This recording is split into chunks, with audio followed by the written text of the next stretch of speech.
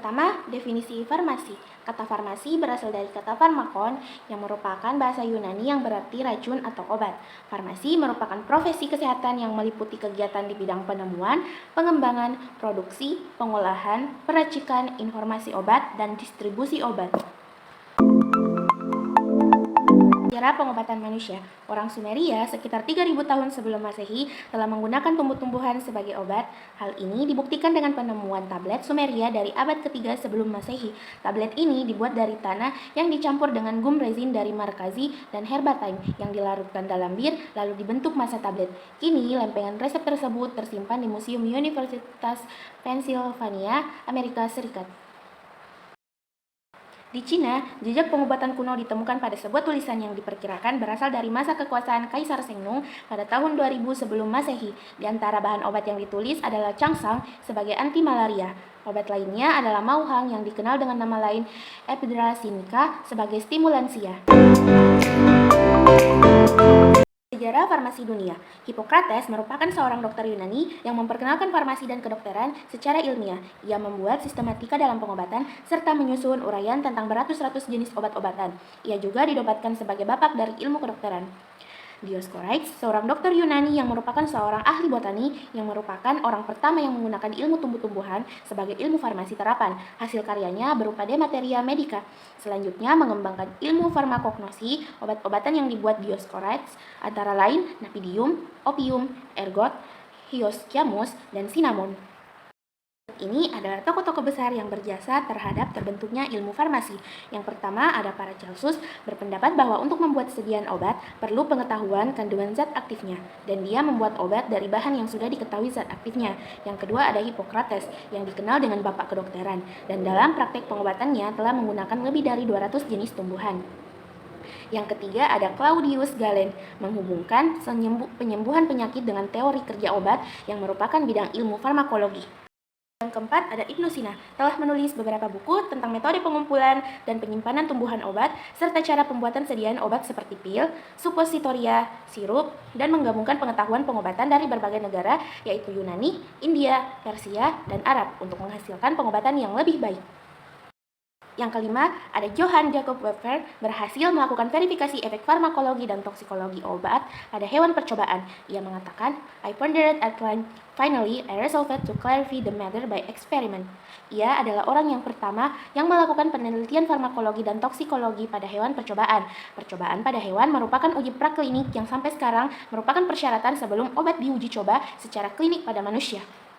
Dan yang terakhir, alias yang keenam, adalah Rudolf Buchem sebagai pendiri Institut Farmakologi pertama di dunia pada tahun 1847 di Universitas Dorpat, Estonia. Selanjutnya, pengenalan obat. Menurut Undang-Undang Nomor 36 Tahun 2009 tentang Kesehatan, obat adalah bahan atau paduan bahan termasuk produk biologi yang digunakan untuk mempengaruhi atau menyelidiki sistem fisiologi atau keadaan patologi dalam rangka penetapan diagnosis, pencegahan, penyembuhan, pemulihan, peningkatan kesehatan, dan kontrasepsi untuk manusia. Selanjutnya, obat tradisional adalah bahan atau ramuan bahan yang berupa bahan tumbuhan, bahan hewan, bahan mineral, sediaan harian atau galenik, atau campuran dari bahan tersebut yang secara turun-temurun telah digunakan untuk pengobatan dan dapat diterapkan sesuai dengan norma yang berlaku di masyarakat.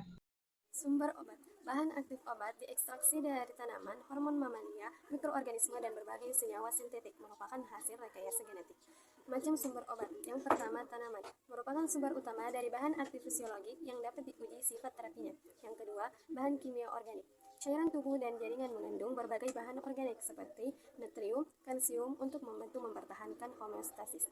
Ketiga, hewani. Penggunaan bahan dari hewani telah dilakukan sejak zaman Yunani oleh apoteker dahulu untuk mencampur serbuk minyak dan sirup. Keempat, sumber alam laut untuk menciptakan obat baru yang potensial. Yang kelima, sintetik untuk melihat apakah bahan-bahan ini dapat dibuat secara sintesis kimia. Yang keenam, bioteknologi untuk penciptaan gen kombinasi atau gen yang berubah baru.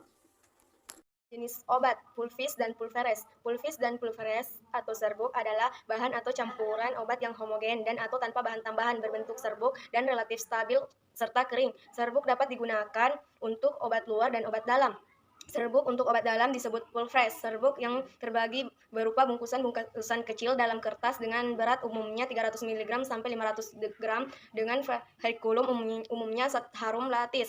Pulvis Prosorius selain bahan obat mengandung juga bahan profilaksis atau pelicin. Biasanya diberikan untuk luka terbuka sehingga sediaan harus steril.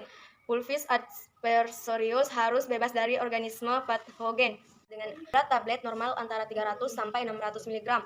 Secara umumnya, bentuk tablet cukup stabil dalam transportasi dan penyimpanan. Bentuk tablet oral tidak tepat untuk obat yang dapat dirusak oleh asam lambung dan enzim pencernaan dan obat yang bersifat iritatif.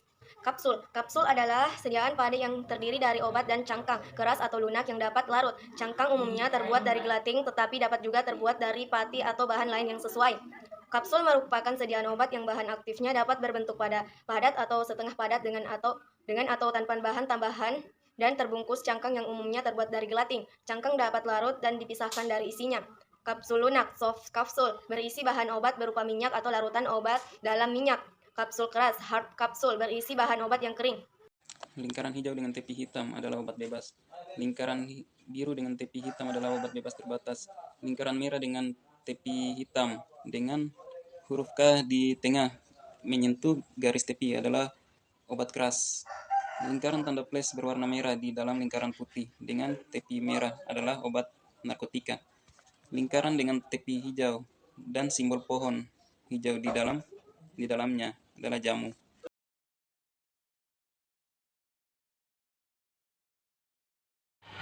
Pulveres merupakan sediaan yang diracik, satu atau lebih dari beberapa zat aktif, dicampurkan menjadi satu lalu dibagi dalam beberapa bagian sama rata, dan dibungkus menggunakan kertas perkamen. Sediaan pulveres ditujukan untuk pemakaian dalam atau pemakaian oral. Sediaan pulvis atau serbuk adalah campuran kering bahan obat atau zat kimia yang dihaluskan untuk pemakaian oral atau untuk pemakaian luar. Bentuk serbuk mempunyai luas permukaan yang lebih luas, sehingga lebih mudah larut dan lebih mudah terdispersi daripada bentuk sediaan padatan lainnya.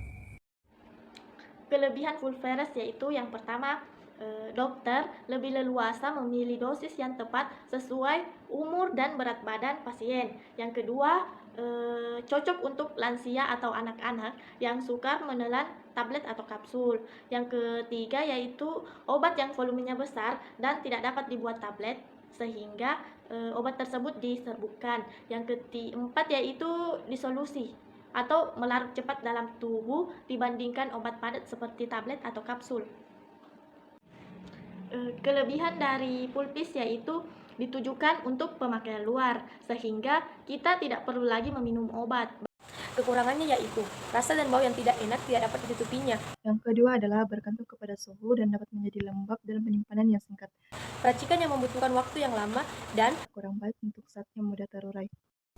Sediaan pulveres ditujukan untuk pemakaian oral.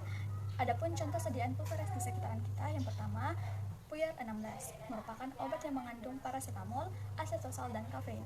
Obat ini digunakan untuk meredakan demam, sakit kepala, sakit gigi, sakit telinga, nyeri haid, dan nyeri ringan lainnya. Yang kedua, Vegeta Herbal adalah suplemen herbal yang bermanfaat untuk membantu melancarkan buang air besar.